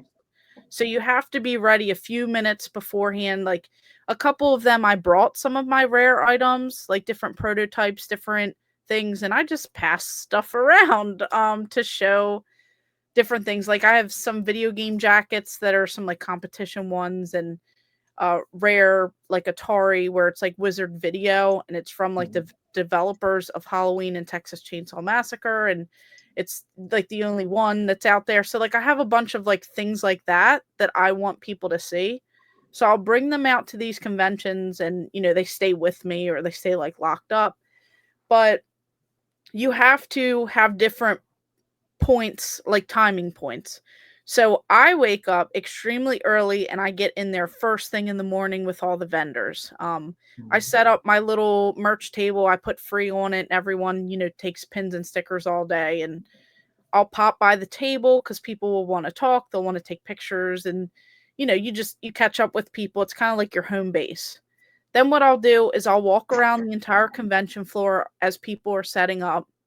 Now I don't start buying things right away because, I want it to be fair. I don't want to buy up all the good stuff, type of thing. But I like to focus in on things of what can I only find here? What have I never seen before? And what item do I want to spend a little bit of money on to bring home to my collection? I don't want to go there and buy up some sports titles that I can buy at my store. So I Mhm. want something of note, some sort of display, some sort of promo item. something that maybe is going to be hard to find in my area. So then I kind of like hone in on that, and then I'll start walking around and creating content. I film me talking about items, just things that like, shock me. Maybe a couple purchases, like small little promo pieces, I'll film. And then like the convention opens up and everyone starts piling in. And then I get a little bit of B-roll. I get some footage of like some of the tables fully set up and all that. And then next thing you know, I'm pulled in like 30 different directions all at one time. Someone needs me over here on a podcast. Someone needs me over here to help with a panel. Someone needs me over here and we're talking. Then I got to go over here and I love that. I love that like chaos, that craziness, that like cuz you're in your prime moment. This is what you love and you get that adrenaline rush and you get that like that happiness. And it's short-lived because it's only a weekend. Yeah. But I wake up super early and I'll go to bed super late. Like I'll go out to dinner with everyone afterwards. I don't want, the time to stop. You take breaks in between, you sit down, you rest everything and all that and you drink and you try and stay hydrated with water and stuff like that. But it's like you want this time to like never end. So I make the most of it when I go to these places.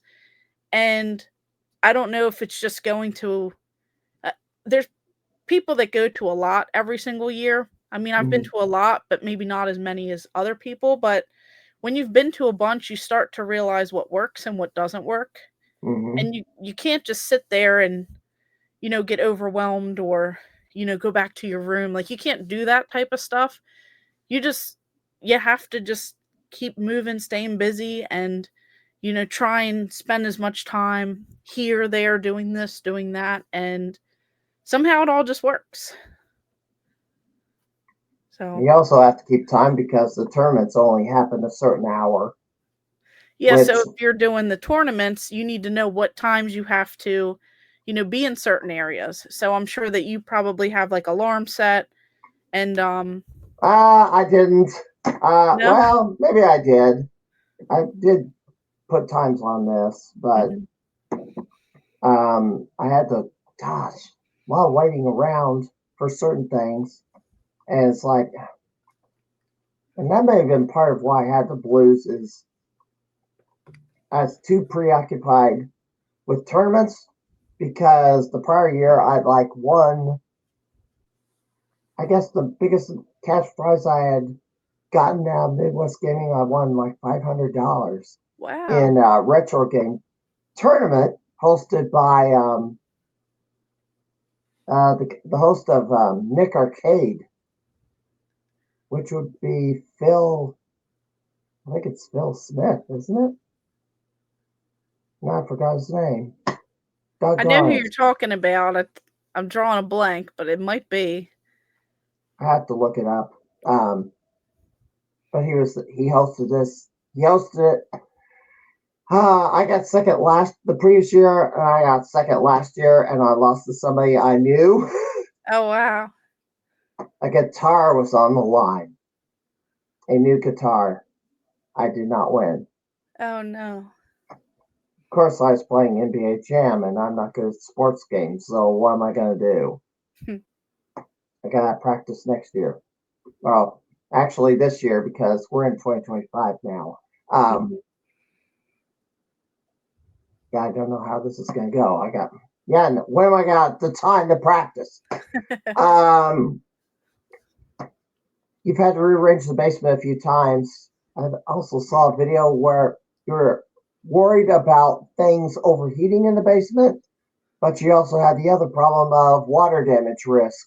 Oh, that was so much fun. That was my fault. So in my basement, it's not a walk out, it's a walk up steps. And there's a lot of trees in the backyard, like on a hill. And it was my fault. I should have kept up on it and moved the leaves out of the way. I kept putting it off because there was rain or there was this or that, like just little inconveniences. And I didn't. I forgot. And next thing you know, this like big storm happened. But at the same exact time that the storm happened, I saw a Facebook post of a sports game in a lot of games for Super Nintendo at a video game store near me. Mm-hmm. And it was posted earlier in the day, but I didn't see it until like a couple hours before the store was going to close. Mm-hmm. And it looked really weird. It didn't look like a normal game cartridge, but it didn't look fake. So I messaged the video game store and I said, "Hey, do you still have that volleyball game? And how much is it? Do you know anything about it?" They said, "We still have it. It has these weird things on the inside of the board, and I'm sure it's worth money, but we have it listed for like, I think it was like $10 or $8 or 12 or something at the time." And I said, "Can you set that aside for me? I'm on the way in. With the storm, though, it might take me a little bit of time to get there." And they said, "As long as you get here within a few minutes, like after close, like we'll be fine." So I drive in the middle of this tornado warning. There's Oh boy. rain everywhere. It's an hour and a half away from my house. I get stuck in some traffic. Some trees fall on the beltway. I'm just driving, just staying the course. And I keep getting these little alerts on my phone that say, like, well, on the radio, and it's like, "Please shelter in place," yada, yada. But all I'm thinking about is this game because I think it's a prototype. So I get to What the system was store, this for? Super Nintendo. It's a Oh, okay. volleyball prototype game. So I get there Okay. in person and they said, "Oh, you have a coupon." So the game was $5 because I used a coupon. I used my points. And they said, "We're pretty sure it's worth something more, but we pay next to nothing for it. You can figure it out." So I get home, I look it up. It's like a prototype sample type of something. It has like these like rewritable things and stuff on the board, and I don't know all the ins and outs of the tech, but EPROMs. yeah, but I was told it's like some sort of like prototype and it was worked on by people, the company, and I looked them up and all that. So then I get home and I have this weird feeling to go into the basement. So I go in the basement and I see water just pouring in. It like so pretend like this door. I see water just like coming through like the bottom part here. So what I do is I move and I have help, all the shelves and stuff. I take things off the shelf and I scoot the shelves out of the way. I flip the shelves. Um, I have people help. Flip the shelves Mm-hmm. upside down and I dry everything off. And nothing got damaged because the shelves have like a couple inches height and only the bottom of the shelf got a little bit of wet. And then once you dry it, they all have this like IKEA shelves have like this weird coating on it's not real wood. It's like particle board with like Yeah. plastic or something on it. So MF something. so Micro I'm not sure. microfiber. Yeah, like something. So nothing really got damaged because I was able to move everything out of the way, and then I had to immediately dry the carpet. So I put a bunch of towels down. They immediately got soaked. I put them in the washer, put them in a spin cycle, put them in the dryer. Did that several times. I have a shop vac and I have a shampooer. So you suck up all the water, you dump it down the toilet. Suck up all the water, dump it down the toilet. Suck up all the water. You do Oh, that, rinse, repeat, probably about 60, 70 times, whatever it was. and had the And fans then going, blowing air on the carpet, trying to dry it. yeah, so then you have to dry the carpet and you have to dry it underneath. So I ripped up the corner, put a fan under it. I put like baking soda. I put cleaner. I like shampooed it. I did all this stuff so that nothing would mildew, nothing would mold. And you only have, I think it's like 72 hours. You want to get everything completely dry. Then you get like a dehumidifier. Then I had the heaters and everything in that corner. And shockingly, nothing got damaged, minus one little tiny shelf at the bottom of it started like bowing out, like the particle board. Warping. Yeah, it started warping. And that's about it. So I got super lucky. Now I check the back all the time. And as long as I'm diligent with that, and as long as I keep the gutters and stuff clean, you live and you learn, and you don't put anything of value in that corner, and that's what I did. So I learned, and that was my fault, so I don't recommend that.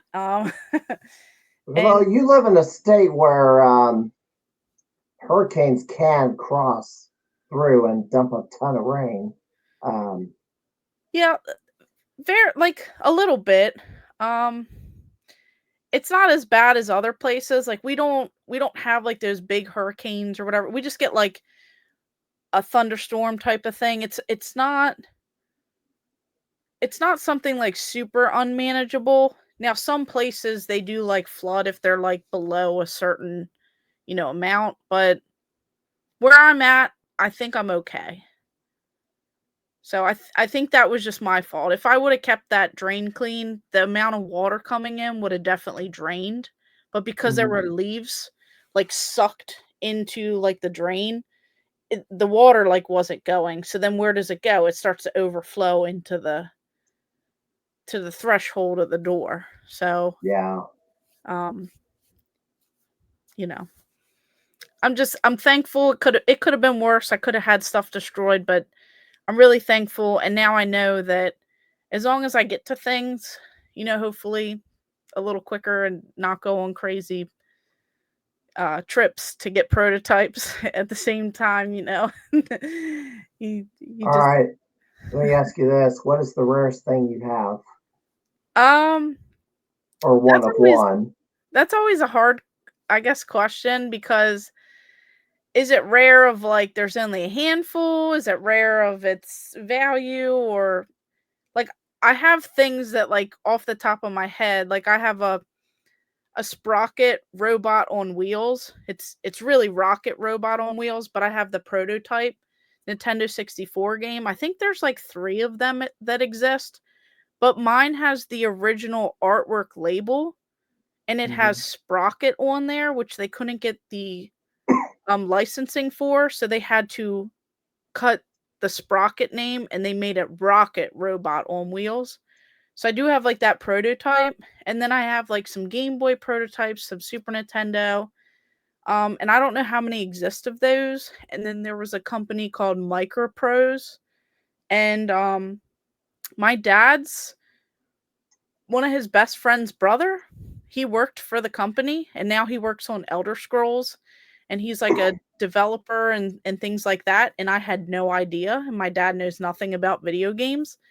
He gave me some artwork to one of the games. It's what is the Yeah, name of it? Microprose has made games for 8-bit computers, Yeah, and for like PC and stuff, but there's one, it's like I can't think of the full name, but it's like in the Cosmic Gender Bender or something. It's like it's this like PC game, and mm, I have the original artwork for it, and there's no others that exist. mm, I have the original artwork for Burger King toys for Rugrats and The mhm, Simpsons. And there's no others of that artwork that exists. I have this Fox Data console and controller set, and there's maybe 12 out there or something, mm, possibly. And I have like a KB Toys cabinet. I'm sure that there's a handful out there, but mine's complete, and it has, Nintendo 64 on the side, but it was converted to GameCube at the store. So I have like the yeah. TV, I have the locks, I have the glass. I have that Mike Tyson's Punch Out standee, and that's still sealed. So I mean, I have quite a bit of stuff. It just depends on like, because not everything that's rare is really rare. Now it's not Mhm. anything compared to what you have with The the trophy. with the trophy. Like it's not to that extreme level. Like that's amazing. Something like that to have. Oh, That's I'm never gonna. Yeah, yeah. Like keeps. you should I'm keep proud. hang on That's to one of that. my proudest moments. I'm gonna keep all that paraphernalia. Yeah, keep that pride, that honor, like hold all that. Like that's something incredibly rare, something to be proud of. You Well, worked it's a for one of that. one. The Yeah, trophy's a 1-on-1. I mean, I guess I could have somebody make a replica of it, but I don't know if that's ever going to happen. I don't yeah, need to. Well, yeah. So like, that's truly rare. I People could throw make, the you word know what? I could rare. make a replica to take to conventions. You It wouldn't be could. the original, but at least if I broke it, it Yeah. wouldn't be a like a catastrophe. Yeah, and then you could like type up like a whole thing and put like a little mini like display about it and just have it up, but it's like it's not the real one, but you could still like tell your story about it. Yeah. You should do something like that. Well, I also have these trading cards. Do you have your own trading card yet? I do, but it's not for any high scores. It's It is a Walter Day card, right? yes. Okay. What is your card number? Um that's a good question. You did not know. I'll look that up real quick in case you beat me to it. I'm trying to think of where I put them at. I had just reorganized my room. I got the number that quick. It is number 4292, fairly recent. I'm going to throw that up on the screen because I think, we're good. Yeah, it was Yeah, a you're couple under the years. journalist category. Hold on one moment. Whoops. Okay. Wow, my screen went crazy. I gotta get back over here. Yeah, because Oh, I have it framed. Like the little I have the thing framed and then I have a stack of cards. I might have put them with all my convention stuff. there it is. Got it up. Oh, good grief. What? My Windows? It's supposed Yeah. to be a computer tech, and then that's Windows 11 is doing funky things. So I'll have to look out for this card somewhere. Well, I see Walter Day every so often. So, of course, he's out of Iowa, so it's not real. So that's probably why I see him as often as I do. But Very cool. yeah, and I'll have to read this interview.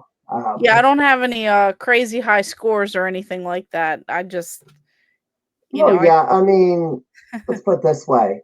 I got into the Guinness World Book of Records Gamers Edition not because I had the biggest this, the smallest that, Mhm. the longest this, the shortest that. Um, I just happened to be linked to something, Mhm. and it happened to be my 1991 Nintendo Campus Challenge victory, and they were looking for information on the rarest Nintendo cartridge, which happens to be the only surviving Campus Challenge cartridge. They destroyed all the others. I wish back then I asked the Yeah. tournament guys for a copy of the card, but I didn't think of it because I was euphorical for winning a card, Mhm. and so, but that one game was found, and then they did repros of the game, and so I have the golden 25th edition of Nice. the cartridge, which I collaborated with Robin Mahara on getting these auctioned off. I autographed all these cartridges and supplied my trading card and told my story. Wow. And yes, so it's not impossible to get into Guinness.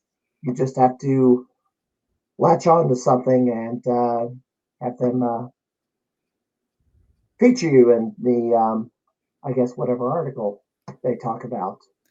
Yeah, that's amazing though. Just like being a part of that and like the history, but you're right cuz like back then you probably didn't think where you would be in, X amount of years. Like you probably didn't think in 10 years, 20 years. Like you didn't think about that stuff when you're younger or when you're competing or when you're doing this. Like you probably had no idea that gaming was going to be like this now. So that's crazy. Well, I remember the video game crash of 80, Mm. 83, 84. I did not ever lose interest in playing video games. It just shifted to other things. Mhm.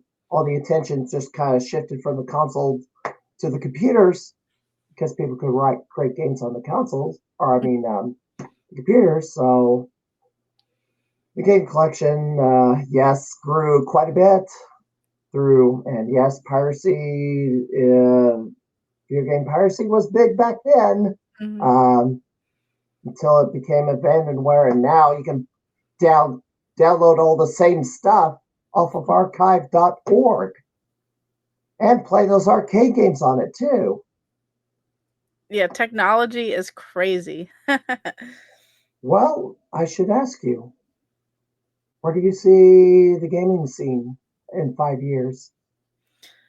Um, it's always a little hard. I don't think physical gaming will ever completely go away because there's going to be companies like Strictly Limited, Limited Run Games. There's always going to be companies like that that cater towards the physical stuff, but I definitely see digital continuing to like take over. I see physical stores dwindling. Um, I actually just went out today to a couple different toy comic gaming stores and I left without anything. And that never happens. And like usually I at least find something that I don't have or something that I want.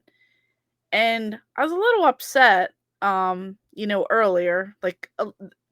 That's one of the reasons why I was like, a little behind, getting one to here. But it's like not the same. You see all these GameStops closing, you see the future of physical stores, you see the future of this, you see this stuff. I mean, it might be more than 5 years out, but I just see a lot less of things because of the internet age.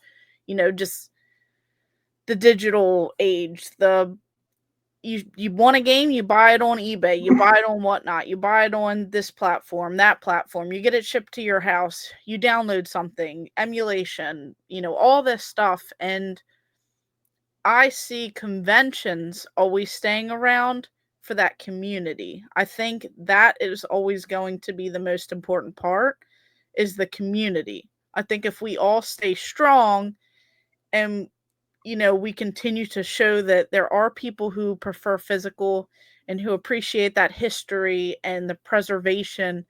I think that's what's going to keep this alive because I don't see it ever fully dying off, but I do see a less of an interest.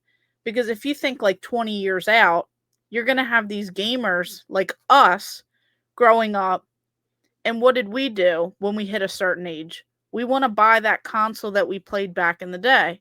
Well, Mm-hmm. 20 years from now, if kids are playing digital only games, what are they going to buy 20 years from now? If the way, we could speculate, you get into politics, you get into all this stuff. But if things are very expensive, the cost of living, etc., do people bother buying certain things? Do they bother filling their lack of space rooms with what people call junk? Mm-hmm. I don't think it's junk, but like people say this stuff is junk. You can't take it with you, yada yada. And so I think the community will have to be big and strong. And I think conventions will always be there, and I think they'll be fun, and there'll be a place that people bring their kids, they raise them, they have those fun experiences, they want to continue that on. I think companies will always be around physical, but I definitely see things changing. Same thing you could say with magazines and print. Mm-hmm. We used to rent video games. We used to rent movies Yeah. in person. We used to go to Blockbuster, Hollywood Video. You used to go to Funkoland, like all these places. You just see them all go away. Toys R Us, you see stuff like that. Not in Canada, they're still there, but you see them Toys R pop Us up is in coming back places. in some small amount. Yeah, but So, it's not the same though, and I feel like you're yeah. just gonna see things continue to change. Mm-hmm. So Well, is there anything you want to plug before we get out of here? Um, leaving it on that bad of a note. No. Positive notes. Definitely just support the community. Check out all these video game conventions. They're all over. Check them out in your states. If you're across the seas, there's tons in different countries. Just look into them. There's like something happening, I feel like, every weekend all around the world. Um, Go on different social media sites, check out the community. Definitely, see what's going on. But you can find me pretty much everywhere. At Gamer Aimer, or my like nickname from back in the day. It's like X Brandaline X. But if you search Gamer Aimer, it should all pop up. I post content, shorts, long form, picture content, like all kinds of stuff. I pop on podcasts. I have some big news and stuff coming this year, as well. But you can find me just all over. I'm on YouTube, Facebook, Instagram. Uh, what is it? X used to be Twitter, TikTok. We still call it Twitter. I avoid Twitter like the plague, though. And all these other socials that really didn't take off. I'm on those too. And then Yeah, you there's can going to just be another one that's going to flame out real quick. I think Blue Sky's not going to have any staying power. yeah, it's like certain things like threads. You had that on Instagram, and people thought that was going to be take over X, and I don't think it did. And then you have Blue Sky, and then that probably the things come and go. But Tyler, Gab, those are yeah, others, but nobody I knew was on them. So there's so many. But if you search Gamer Aimer anywhere, you should be able to find me. And I post content all the time. I was just filming something before this too, so and I'll have a 2025 game room tour hopefully in the future soon. I'm just waiting on another kiosk to show up at my house, and then I'm going to change some things around and, just keep on filming and sharing cool finds. And, that's what it's all about, is the community and making friends and just all being a part of the cool kids now, because we're all the cool kids. We're not, the nerds anymore. We're all a part of this great community where we all have fun. Everyone wants to be like in the gaming scene, and it's really cool. yeah, and preservate. Not to end on the sour note with game preservation is going to keep everything. It's going to try to keep everything available to be passed on to the next generation, and I don't think that's going to stop anytime soon. There's it's like the fact that we can buy gamer decor in stores now, Mm-hmm. and years ago, like 20 years ago, that wasn't. We couldn't do that 10, 20 years ago. We couldn't buy gamer decor in most places. It was just, you could only order it online or buy it at a convention Mm-hmm. or a game shop. But yeah, I plan to have a game shop roundtable at some point in the future. That's another project I just have to find about. I just need to get about 3 different shop owners in the podcast. I wanted somebody locally involved, but the one I had in mind is just not available. So, because Mm-hmm. he's busy on Thursday night. But anyway, Brandi, want to thank you. See, I didn't even ask you, but I said you might be the female version of me, but I didn't even ask you about your politics. You don't have to disclose them. I know I just wear it on my sleeve, but it's just how I am. I'm proud of the nickname, and not going to change it for anything. But anyway, Brandi, thank you for coming on the podcast. You're a much bigger channel than I am, and you might have probably would have.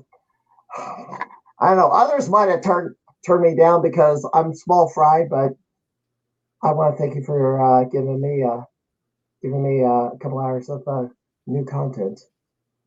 No, I definitely appreciate it, because I don't look at it like that with like numbers and stuff. We're all people. I don't think Yeah, I don't think people on YouTube and people who are content creators with like these big amounts and stuff, they're not like these celebrity people. We're regular No. people. Like, no one should be, I could go on a whole tangent about it, but it's like, I appreciate you for inviting me on, and I just love talking about games and different things, and I love learning, and I learned so much about you and like part of your history and like how amazing everything was and what you've done for the community. And it's just amazing to hear these like stories and just meet more people. And like, that's amazing. So don't ever think that you're just some little small fry, because you're not. You're a big part of Well, on this the too. streaming community, but not as a gamer.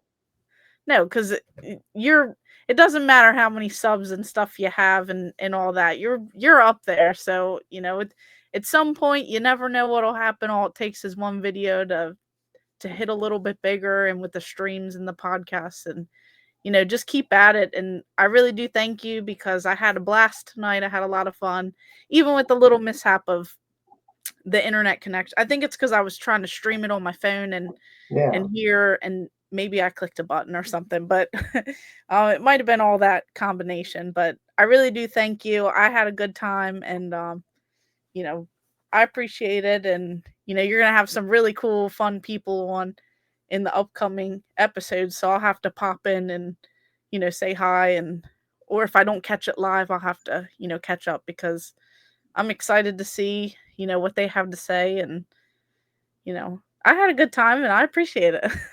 Well, hopefully I'll get to see you at a convention at some point in the future.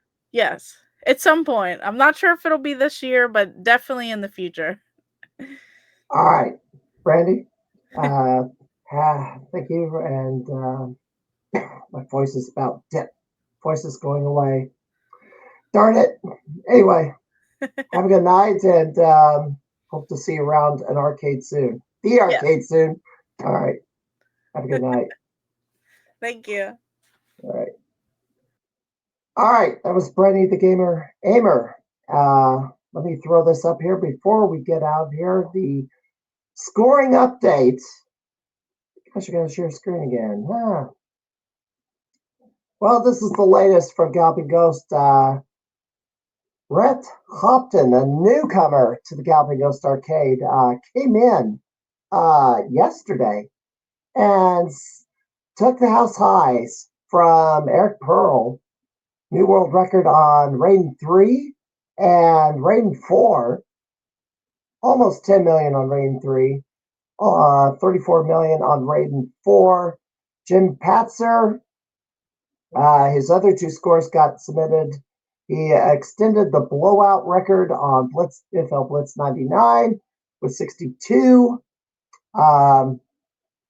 Also raised his house high on the Out Foxies at 12.8 million. Andrea Wasco, former two-time Gamer of the Year,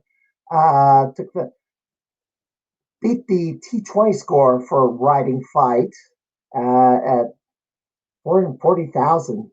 And Aaron A-Train, that score was from last week's. I forgot to remove it.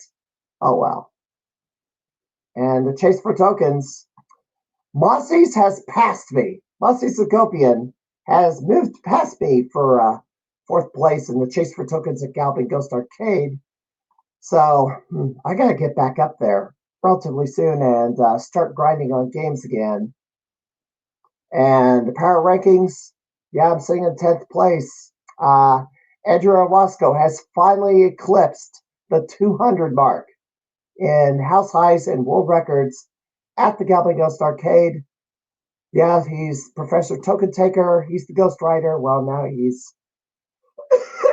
eclipsed the 200 mark for scores, records, world records, and house highs at the Galloping Ghost. And the Arcade Wars game for January, the first game of 2025, has been announced. It is Pro Gear by Capcom and Cave. It is a shoot 'em up. And King Can Blackman, Brandon Travis was streaming this game earlier. Thank you for the raid, Brandon Travis, for this podcast tonight. He's grinding on this game earlier. We're going to have to submit some scores on this because Galloping Ghost Arcade got crushed last year by the Carcade and finished 4th overall. So Doc Mac needs some people putting scores in to represent. And this Sunday, World Combat at the Galloping Ghost Arcade, the original tournament, BladeWarsTournament.com. It looks like I'm running up there, and I'm not crazy about doing a one-day commute, 200 miles up and 200 miles back, but I guess I'm a bit of a glutton for punishment, so I guess I'm going to enter this competition. Even though I'm not great at Mortal Kombat.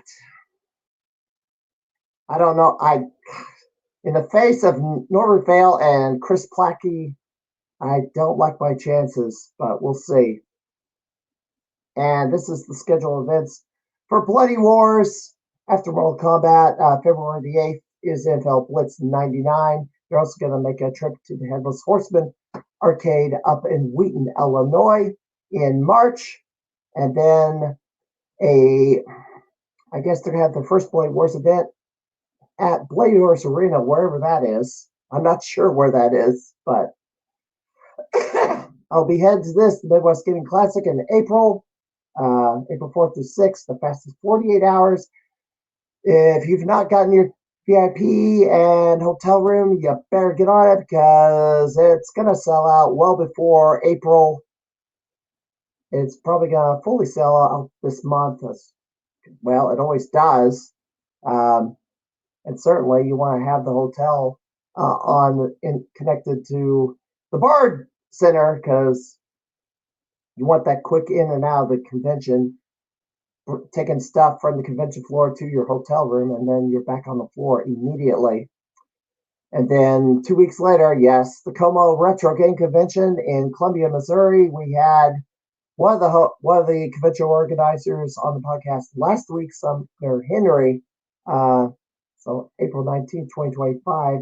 We also had one of the organizers of the Sun Fried Gaming Convention last week, and that's in June in Atlanta, Georgia. And I'm going to have to be adding more convention announcements on this PowerPoint. But these are our guests next week. Shane Clack, Tony Rurik, Andy Duff, and Austin Bell for the Gaming Convention Organizers Part 2 Roundtable.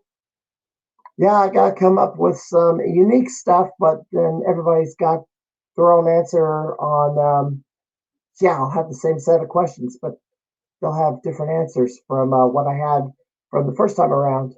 But that'll do it for the Crimeycade podcast this week. I want to thank you for